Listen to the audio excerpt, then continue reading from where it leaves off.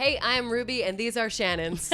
Hello. And we are here to talk about our favorite interview moments of the year, which I'm assuming is going to be a tough choice for you guys. It was really hard to narrow it down, especially, did you go back online and were like, okay, who did I interview this year? And then make your little list? And then I was like, how many times did I talk to like certain people like over and over? I was like, my gosh, I feel like you don't realize how many times like people come through and then you've like done how many interviews this year. Somewhat hated this activity though, because I was like, I've said the word amazing 37,000 times this year.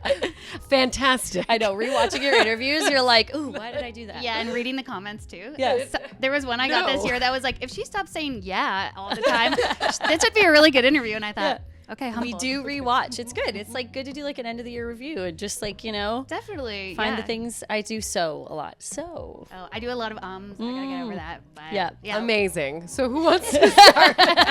Incredible. Okay, well, my number 3, because we're doing our top 3 interview moments, that is going to Louis Tomlinson. Here with the man who needs no introduction, Louis Tomlinson. Thank you so much for taking the time. It's so nice to chat with you. It was over Zoom, which usually, I don't know if you guys are the same, but in person is always just the best. Way better. Over Zoom, sometimes there's connection issues. The timing can be kind of weird. But him and I feel like we just caught a groove. And we had a great conversation about his new music. We got to dive into it.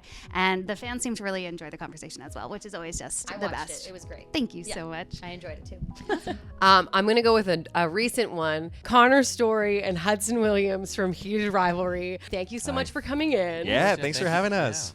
They came in. That show was huge this year. The buzz before it even came out was incredible. But here's what I liked about it.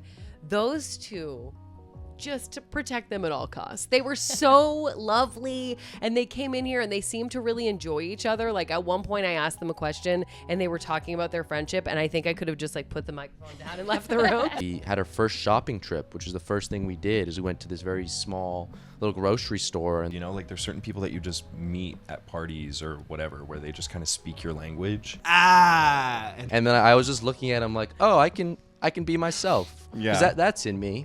I can relate with whatever this is. Yeah. I mean, you did that for me too. You were. Yeah. Here, I felt like I was the audience, just watching them talk to each other and just being sweet. I love that. Aren't we technically the audience though? Well, we're like the middleman between the audience and the Sometimes I person. do that where I'm listening to what they're saying and then I'm like, oh, I'm supposed to talk now. I forget what I'm doing. Yeah. Because I'm just enjoying what they're saying. And the fans are so passionate about them too. So I will say I actually did read the comments on that one, and people were so nice and they were so supportive of them. And now I hope they get 40 seasons in a movie, because I thought they were great. I did watch your interview and the vibes just seemed so good. So I'm glad to hear Thank you. that it I was felt like that. Yeah, I love that. Definitely. That's so sweet. My number 3 is going to go Lainey Wilson. I feel like anytime I have a top 3, she's going to be on there. But I got to interview her quite a few times this year, but specifically at Cavendish Beach Music Festival, which I was hosting, and she was like the Saturday night headliner.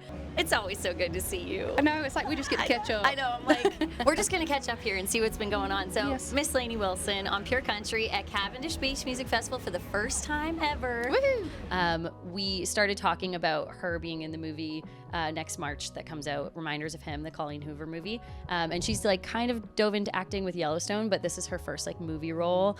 And then we ended up talking about how she went and had lunch with Lauren Graham, and we ended up talking about Gilmore Girls. And I was just like, this was one of those moments where we were talking. I'm like, oh right, we're supposed to be doing an interview about music and things like that. Yeah. But yeah, I feel like she's just one of the most down to earth people. And we ended up talking about how she almost bought a jet ski, and yeah, it was a good time.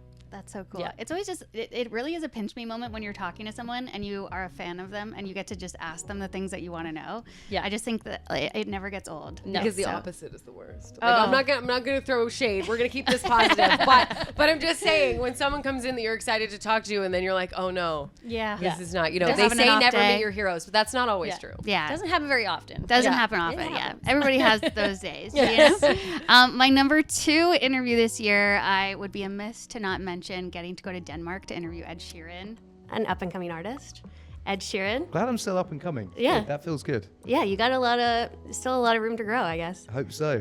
Nice one. Thank you very much. Nice chatting That's with great. you. Really great interview. Thank really you. great. You don't have to just say that. No, I'll take I it. love. Do you know what I love about it? Sometimes you do these interviews and you sit down for 10 minutes and you only have like bullet points. And you get usually I through- only get 10 minutes, so this Yeah. has been It's great. a joy for me. It's nice to actually have a proper interview, because sometimes you're being interviewed by someone you know that can do proper interviews, but they've been told they have 10 minutes and it's just bullet points. So to actually have a chat is great. So Yeah. thank you. Yes. That was a whirlwind of a trip, but we were only there for a couple days. He was so gracious enough to make time. We had an hour conversation before he did his show in Denmark, and it was so sweet because we were just in the room, the trailer they gave us in the backstage area to set up. All of a sudden we're setting up, and who pops in just to say hi? Ed Sheeran.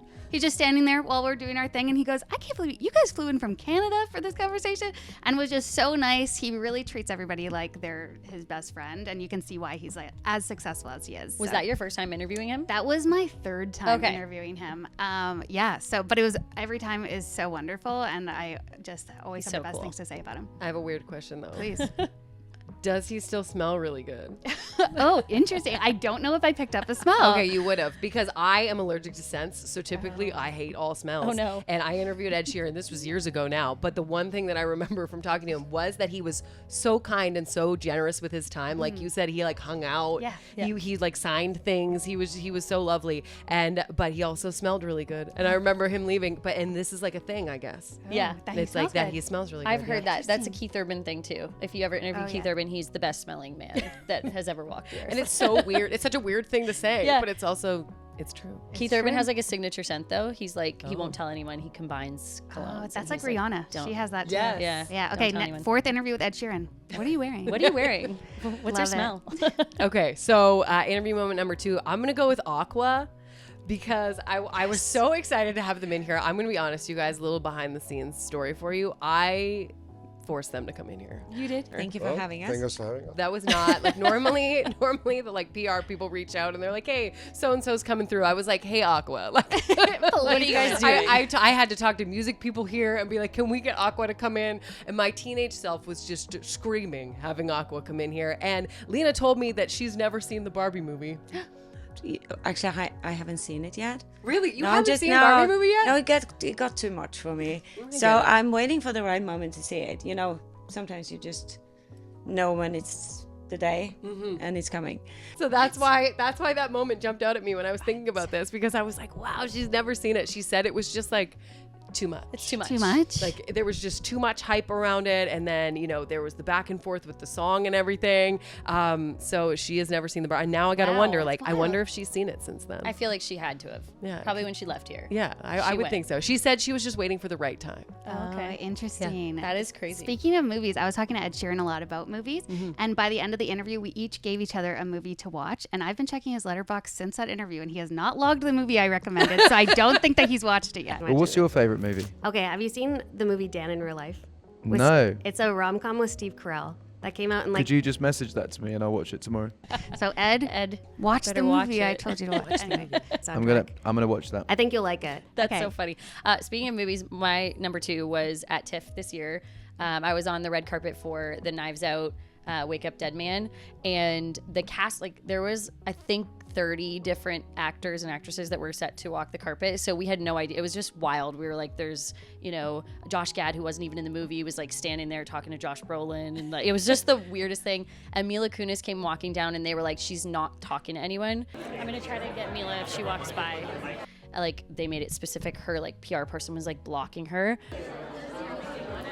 And Yeah, I because like, that's how it goes sometimes Oh, on yeah. red carpets. Yeah. Like you'll hear someone's coming and then they Yeah. won't walk or they And won't then they do a zoom question. by. And then Yeah. people randomly show up. Yeah, it's but wild. I made eye contact with her and I was like, Mila, and Mila. And she like saw me and I was like, because she plays a police chief in the movie, I was like, what would your song be, like your walkout song on, a crime scene? And she was like, what? And she walked over and I was like on a crime scene. She's like, I thought you asked me what my walkout song was on a crab scene. And I was like, what is a crab scene? I have no idea. I think of like SpongeBob SquarePants. I'm like, Had a walkout song to the crime scene. If my character had a walkout song to a crab scene? Oh my god! I was like, where am I going? Crime scene. Oh, Eye of the Tiger. Eye of the Tiger. Okay. Did you like being a police chief? Yeah.